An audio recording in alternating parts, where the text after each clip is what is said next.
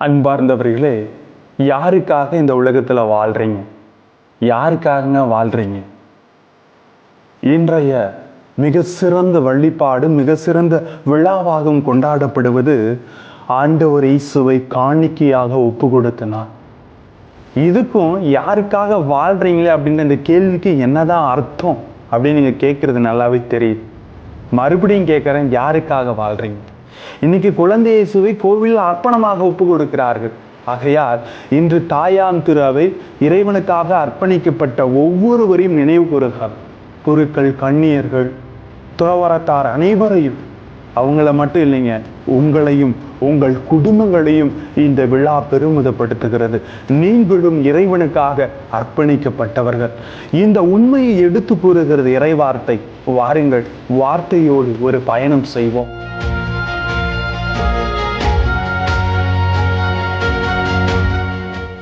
Praise the Lord.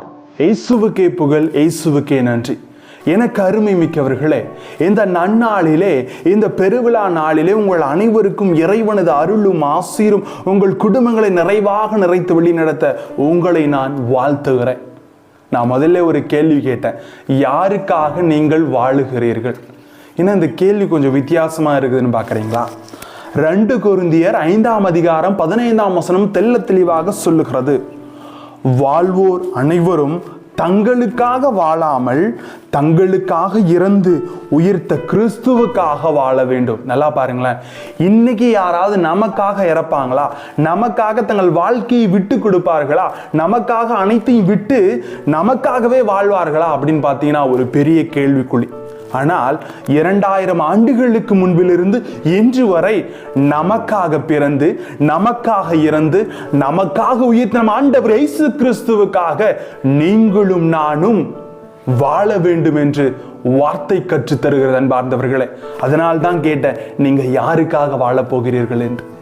இன்றைய வாசகங்கள் அனைத்தையும் அழகாக நமக்கு சுட்டி காட்டுகிறது. ஏனென்றால் ஆண்டவரை காணிக்கையாக ஒப்பு கொடுத்த இந்த நல்ல நாளிலே ஒரு சிறு விதையிலிருந்து நிறைய நெல்மணிகளை நாம் பார்ப்பது போல, ஒரு துளி, அந்த ஒற்றை துளி நீரானது பெரிய கடல் பரப்பை உருவாக்குவது போல இன்று நாம் அனைவரும் ஒவ்வொருவருக்காக ஜெபிக்க வேண்டும். துறவீர்களுக்காக, குருக்களுக்காக, கண்ணீர்களுக்காக, ஒருவருக்காக, பொதுநிலையினர் அனைவருக்காக, ஒருவர் மற்றவருக்காக ஜெபிக்கக்கூடிய முக்கியமான நாள் இன்ற நாள் அன்பார்ந்தவர்களே. ஆம், இன்று குறிப்பாக 5 காரியங்களை சொல்ல விரும்புகிறேன். இன்றைய வாசங்களை அலசி பார்த்தீர்கள் என்றால், அர்ப்பணம், கீழ்ப்படிதல், எதிர்பார்த்தல், இறைவனை உணர்தல், அவரை அறிவித்தல் என்ற இந்த 5 குணம் இருக்கிறது. ஆம், குழந்தை இயேசுவை முழுமையாக இயேசுவும் கன்னிமரியாளும் அர்ப்பணம் செய்கிறார்கள். ஆண் தலைப்பேறு அனைத்தும் கடவுளுக்குரியது என்று பழைய ஏற்பாட்டில் வாசிப்பது போல, எப்படி நாம் விளைந்த முதல் தானியத்தை கடவுளுக்கு கொடுப்பது போல அந்த கட்டளைகளை முழுமையாக கடைபிடித்து புறாக்களை கொண்டு வருகிறார்கள். இயேசுவை கோவில் காணிக்கையாக அர்ப்பணம் செய்கிறார்கள். 2வது கீழ்ப்படிதல். தந்தையாம் கடவுள் கொடுத்த அனைத்தையும் அன்னை மரியாள் ஏற்றால் அதை முழுமையாக யோசேப்பு பின்பற்றுகிறார். முழுமையாக கீழ்ப்படிந்து தங்கள் குழந்தையை ஆலயத்திற்கு கொண்டு வருகிறார்கள். எதிர்பார்த்தல் அப்படின்னு பார்க்கும்போது இங்க 2 பேர் எதிர்பார்த்து இருக்கிறாங்க. யாருன்னு பார்த்தீங்கன்னா அண்ணாவும் சிமியோனும் அண்ணாவும் இந்த குழந்தை இயேசுவை காணாமல், இதோ மீட்பரை காணாமல் எங்களுக்கு இறப்பு இல்லை என்பதை முழுமையாக அறிந்தவர்களாக அங்கு முழுமையாக எதிர்பார்த்து காத்து கொண்டிருக்கிறார்கள். அவர்கள் எதிர்பார்த்தது போல அந்த குழந்தையை கண்டு கொள்ளுகிறார்கள். இன்னைக்கு அந்த எதிர்பார்ப்பு நமது உள்ளத்துல ஒவ்வொருவருக்கு இருக்க வேண்டும். ஒருவர் மற்றவருக்காக ஜெபிக்க வேண்டும். அதையே இந்த விழா மையமாக காட்டுகிறது அன்பார்ந்தவர்களே. மேலும் அவர்கள் கண்டு கொண்டு, அவரை உணர்ந்து கொண்டு அவரை அறிவிக்கிறார்கள். இவர் தான் நம்மளை மீட்க போறவர், இவர் தான் இந்த மண்ணுலகிலே பிறந்திருக்கிறார், நமக்காக பிறந்து நமக்காக இருந்து நமக்காக உயிர்க்க போகிறார், இவர் தான் அப்படின்னு சொல்லி அறிவுறுத்துகிறார்கள் என்பார்களே, அறிக்கையிடுகிறார்கள் அந்த இருவருமே. எனவே கலாத்தியராகமம் 2:20 அழகாக பவுலடியார் சொல்லுகிறார், இனி வாழ்பவன் நான் அல்ல, கிறிஸ்துவே என்னுள் வாழ்கிறார் என்று. அப்படிதாங்க நாம ஒருவர் மற்றவருக்காக, நீங்க யாருக்காக வாழ போறீங்க? நமக்காக பிறந்து, நமக்காக இருந்து, நமக்காக உயிர்த்த நம்ம ஆண்டவர் இயேசு கிறிஸ்துவாக வாழ்ந்து ஒருவர் மற்றவருக்காக ஜெபிப்பதில் தான் உண்மையான அர்ப்பண வாழ்வு இருக்கிறது என்பதை இன்று கற்றுத்தருகிறார் அன்பார்ந்தவர்களே. யோபு 5ஆம் அதிகாரம் 9ஆம் வசனம் தெள்ள தெளிவாக சொல்லுகிறது, ஆராய முடிய பெரியவற்றையும் எண்ணிலடங்கா வியத்தகு செயல்களையும் செய்பவர் அவரே. நாம் ஆராய்ந்து கூட பார்க்க முடியாது எண்ணிலடங்கா வல்லமையை செய்பவர் நம் ஆண்டவர் இயேசு. அவர் முழுமையாக என்று கோவிலில் அர்ப்பணிக்கப்படுகிறார்.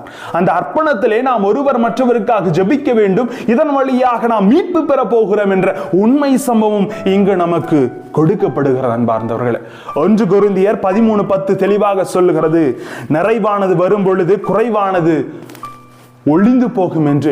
நிறைவானவர் இன்று தன்னை அர்ப்பணித்து நமக்காக தன்னை முழுமையாக அவர்கள் பெற்றோர் வழியாக தந்தையாம் கடவுள் வழியாக கோவிலிலே அர்ப்பணப்படுகிறார். நிறைவானவர் நமக்காக வரப்போகிறார்.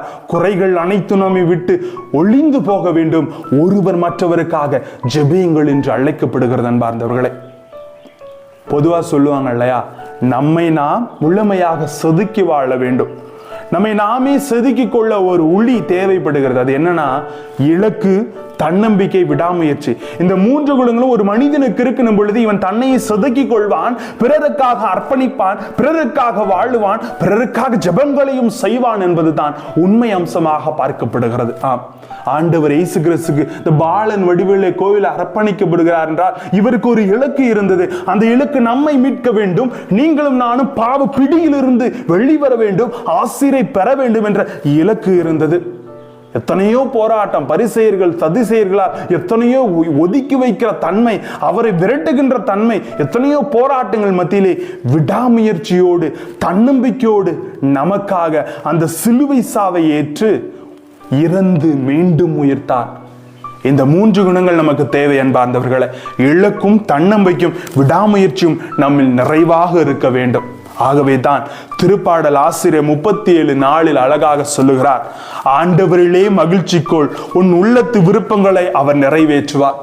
கடவுளிலே மகிழ்ச்சியோடு இருந்ததினால்தான் இந்த சிமியோனும் இந்த அண்ணாவும் கடவுளிலே மகிழ்ச்சி கொண்டு வாழுகிறார்கள். அவர்களது உள்ளத்து விருப்பம் அவரை காண வேண்டும் என்பது அது இன்று நிறைவேற்றி தரப்படுகிறது. நாமும் இறைவனுக்காக ஆண்டவரிலே ஒவ்வொரு துளியும் மற்றவர்களுக்காக ஜெபித்து மகிழ்ச்சியோடு வாழுங்கள்.